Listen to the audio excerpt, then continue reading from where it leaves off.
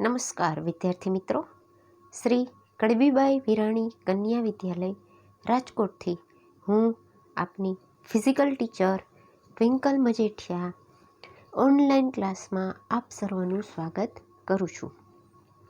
આજે આપણે ધોરણ 10ના વિષય યોગ, સ્વાસ્થ્ય અને શારીરિક શિક્ષણના ચેપ્ટર નંબર 1 અષ્ટાંગ યોગના અંતરંગ અંગો વિશે માહિતી પ્રાપ્ત કરીશું.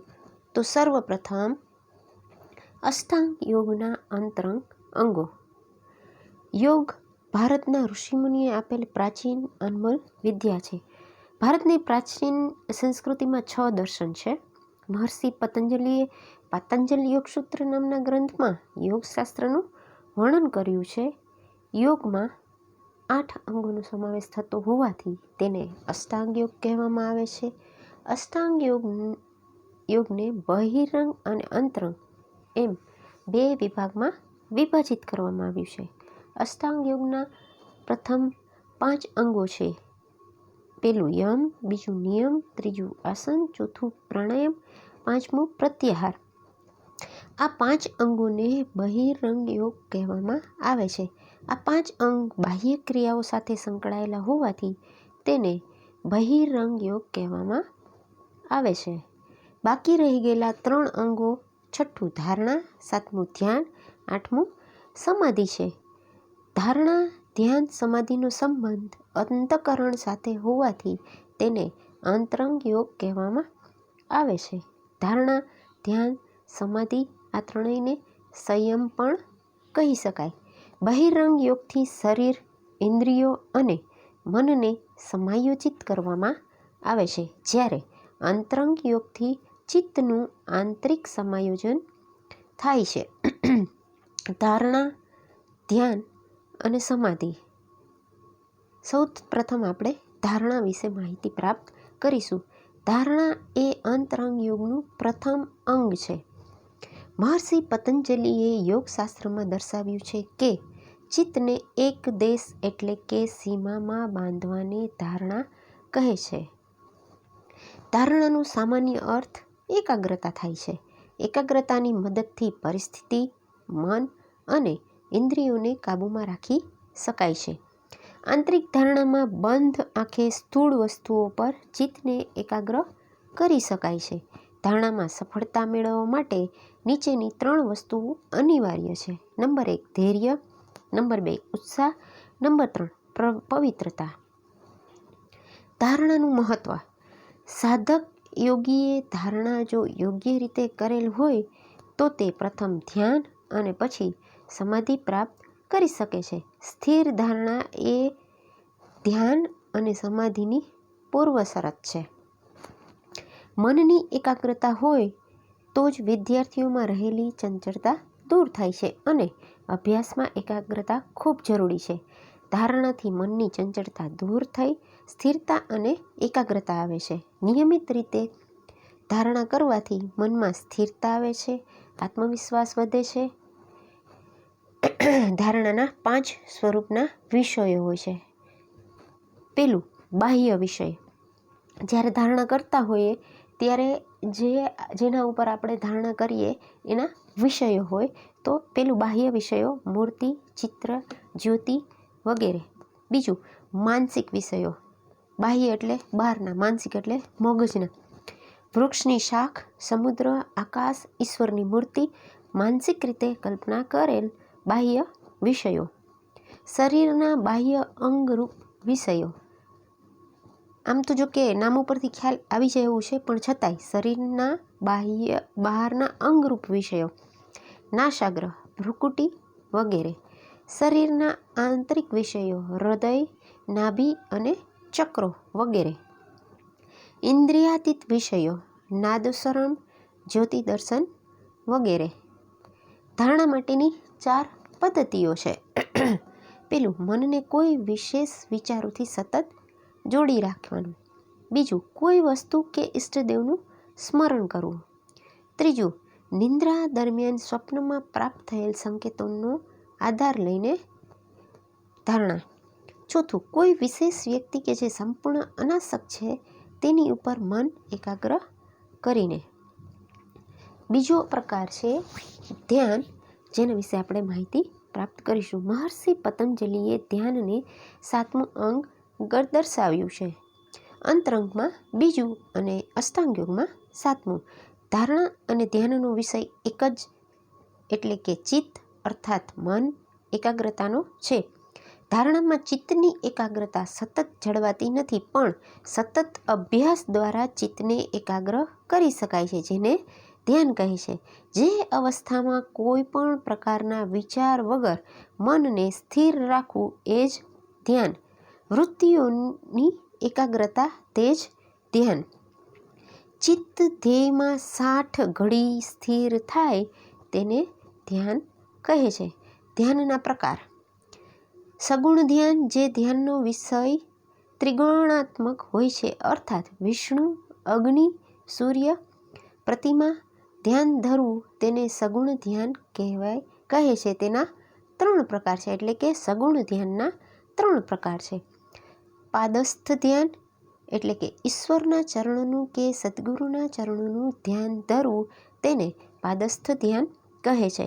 બીજું રૂપસ્થ ધ્યાન, એટલે કે ખુલ્લી આંખે સૂર્ય, ચંદ્ર, દેવી દેવતા કે શ્રી સદગુરુનું ધ્યાન ધરી બંધ આંખે હૃદયથી તેમના સ્વરૂપને જોવું તેને રૂપસ્થ ધ્યાન કહે છે.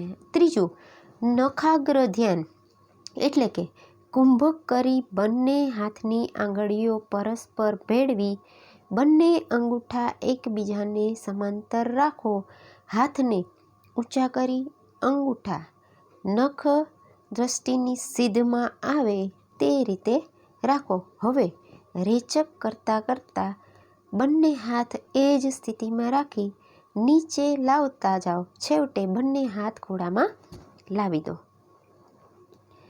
નિર્ગુણ ધ્યાન, એટલે કે ધ્યાનનો પ્રકાર નિર્ગુણ ધ્યાન. જે ધ્યાનનો વિષય ત્રિગુણાતીત પરબ્રહ્મ હોય તો તેને નિર્ગુણ ધ્યાન કહે છે. તેના 4 પ્રકાર છે. પેલું નાસાગ્ર ધ્યાન. આ ધ્યાનમાં નાકના અગ્ર ભાગ ઉપર દ્રષ્ટિને સ્થિર કરવામાં આવે છે. બીજું ભ્રુકુટી મધ્ય ધ્યાન, એટલે કે દ્રષ્ટિને બંને ભ્રમરોની વચ્ચે સ્થિર કરવામાં આવે છે. ત્રીજું મંત્ર જાપ ધ્યાન, એટલે કે નાસાગ્ર ઉપર દ્રષ્ટિ રાખી યોગ્ય શ્વાસ પ્રશ્વાસની ક્રિયા સાથે મંત્ર જાપનું રટણ કરવું તેને મંત્ર જાપ ધ્યાન કહે છે. ચોથું શ્વાસ પ્રશ્વાસ ધ્યાન. મનને શ્વાસ પ્રશ્વાસ પર કરી તેનું નિરીક્ષણ કરવાનું હોય છે. યોગમાં ધ્યાનનું સ્વરૂપ અને મહત્વ. યોગનું બહિરંગ યોગ દ્વારા સાધકે ચિત્તની શુદ્ધિ કેળવી લીધી હોય ત્યારે અંતરંગ યોગમાં ધ્યાન શક્ય બને છે. ધ્યાન દ્વારા સાધકે ચિત્તની નિર્વિચાર સ્થિતિ પ્રાપ્ત કરવાની છે. ધ્યાનને કેન્દ્રમાં રાખીને થતી યોગ સાધના એ ધ્યાન યોગના નામે પણ ઓળખાય છે. ભગવદ્ ગીતાના અધ્યાય 6માં ધ્યાનમાં કેમ બેસવું, કેવી રીતે બેસવું તેની સમજૂતી આપેલ છે. પવિત્ર સ્થાનમાં બેસી મન શાંત કરી શુદ્ધ હવાની અવરજવર હોય ત્યાં આસન પાથરી સ્થિર બેસીને મનને સ્થિર કરી આત્મશુદ્ધિ માટે ધ્યાન ધરવું. ધ્યાનના ફાયદા. ધ્યાન કરવાથી શું ફાયદા થાય તો લોહીનું પરિભ્રમણ, પાચન, જ્ઞાનતંતુની કાર્યક્ષમતામાં સુધારો થાય, નકારાત્મક વિચારો દૂર થાય અને નિમ્ન માનસિક અવસ્થા દૂર કરી શકાય. મનમાં અકારણ પ્રસન્નતા, મુખ પર સ્મિત, સ્વભાવની સૌમ્યતા ધ્યાનથી પ્રાપ્ત થાય છે. શારીરિક રીતે સ્વસ્થતા પ્રાપ્ત થાય છે તથા નવા રોગોને આવતા રોકે છે. યાદશક્તિ તથા એકાગ્રતા વધે છે. મન પર નિયંત્રણ આવે છે. અભ્યાસી નીડર તથા દ્રઢ મનોબળો વાળો બને છે. ત્રીજો એટલે કે 8મો અંગ છે સમાધિ. મહર્ષિ પતંજલિએ સમાધિને 8મું અંગ ગણાવ્યું છે, એટલે કે અષ્ટાંગ યોગનું 8મું અને અંતરંગ અંગનું 3જું અંગ. જ્યારે ધ્યાતા એટલે કે ધ્યાન કરનાર અને ધ્યાન પ્રક્રિયા બંને ધ્યેયમાં વિલીન થઈ જાય છે ત્યારે સમાધિ સિદ્ધ થાય છે. સમાધિમાં ફક્ત ધ્યેયને અનુભૂતિ થાય છે. અર્થાત સતત ધ્યાન કરવાથી અને તેમાં પારંગતતા આવે છે ત્યારે તેના પરિણામ રૂપે સમાધિ પ્રગટે છે. અર્થાત આપોઆપ સમાધિમાં સરી જવાય છે. સમાધિની વ્યાખ્યા: ધ્યાન જે ધ્યેય માત્ર રૂપે પ્રકાશ પામનારું અને પોતાના સ્વરૂપથી રહિત જેવું થાય તેને સમાધિ કહે છે. એટલે કે ધ્યાન ધ્યેયરૂપ બની જાય અને ધ્યાનકારકતા રહિત થઈ જાય એટલે સમાધિ. ધ્યાનની શ્રેષ્ઠતા અને પરિપક્વ અવસ્થા એટલે સમાધિ. જીવાત્મા અને પરમાત્માની એક્યાવસ્થાનું નામ સમાધિ. આ વ્યાખ્યા મહર્ષિ યાજ્ઞવલ્ક્યે આપેલ છે. સમાધિ એટલે ચિત્તની વૃત્તિઓનો સંપૂર્ણ નિરોધ. સમાધિના પ્રકાર: સમાધિના 3 પ્રકાર છે. સમબીજ સમાધિ કે સંપ્રજ્ઞાત સમાધિ એટલે કે આ સમાધિમાં ધ્યેય વિષયની ઉપસ્થિતિ હોય છે, જેમાં સાધક મનથી પર પ્રજ્ઞા એટલે કે બુદ્ધિની ભૂમિકામાં પ્રવેશ કરે છે. તેથી તેને સંપ્રજ્ઞાત સમાધિ કહે છે. બીજું, નિર્બીજ સમાધિ કે અસંપ્રજ્ઞાત સમાધિ એટલે કે ધ્યેય વિષયકની ઉપસ્થિતિવાળી સમબીજ સમાધિના સતત અભ્યાસથી જ્યારે સાધકને ધ્યેય વસ્તુનું અવલંબન પણ છૂટી જાય છે અને ફક્ત પોતાના શુદ્ધ સ્વરૂપનો અનુભવ થાય છે, ત્યારે અસંપ્રજ્ઞાત સમાધિ કે નિર્બીજ સમાધિ પ્રાપ્ત થાય છે. ધર્મ મેઘ સમાધિ: સમબીજ અને નિર્બીજ સમાધિના સતત અભ્યાસથી સાધકને મનમાં ગહન રહસ્યનું જ્ઞાન પ્રાપ્ત થાય છે. આ જ્ઞાન પ્રત્યે વિરક્ત રહેનારને સર્વથા વિવેક બુદ્ધિ જાગૃત થાય છે અને વિવેક બુદ્ધિના જ્ઞાનના સામર્થ્યથી સાધકને ધર્મમેઘ સમાધિ પ્રાપ્ત થાય છે.